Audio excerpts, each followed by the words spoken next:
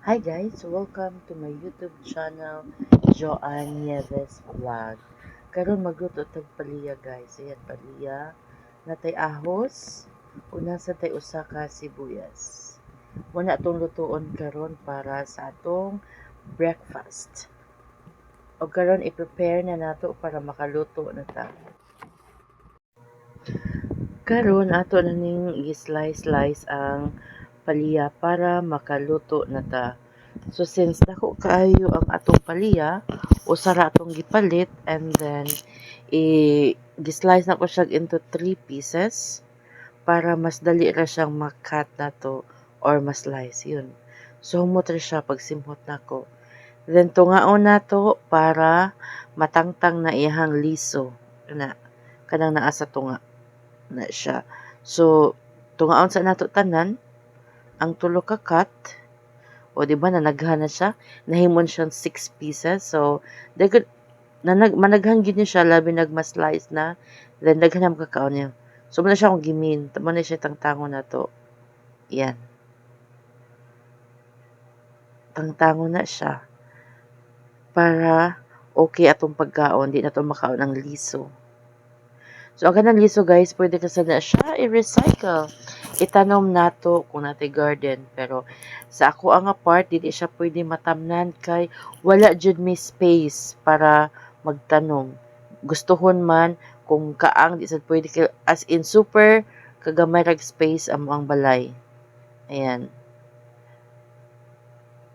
Then, after natong matangtang siya, limpyuhan sa nato atong kuan. Kung asa ta mag-slice. Ayan. So, nagi siya liso.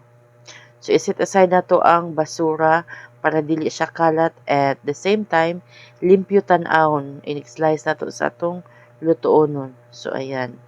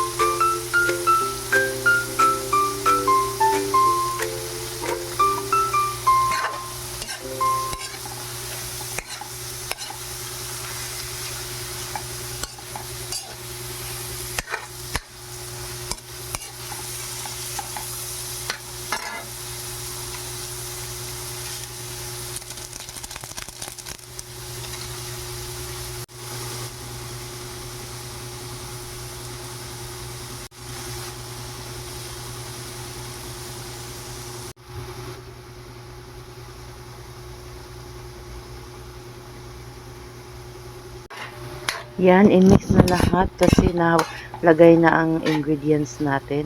So, mix well para mas maano yung lasa niya. So, dahan-dahan lang. Ayan guys. So, ang bango na niya at ang sarap na tingnan. Takpan muna natin guys. Check lang natin later. Ayan guys, kumukulo na siya. So, lagyan na natin siya ng itlog. So, ang ginamit ko dyan, isang pirasong ampalaya, ang nilagay ko na itlog ay 3 piraso. So, yan, i-mix lang natin yung itlog para even yung ano ng itlog. So, ayan siya. O, diba, nawala na yung sauce niya o yung sabaw niya. Ayan. So, yun yung purpose na ampalaya. At para mas lalong masarap yung pagkain natin. At mas ganado tayong kakain ng breakfast natin. So, ayan na siya.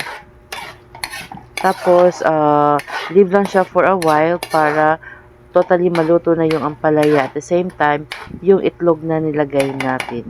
So, wait lang natin siya, guys. Moment of truth na tayo, guys. Luto na ang ampalaya natin at saka, obviously, nasubuhan siya ng soy sauce kasi ang itim niya. Pero, guys, I assure you, masarap to. Ganahan kang kakain ito. Tikman natin. So, ayan, natikman ko na, hindi ko lang pinakita yung mukha ko.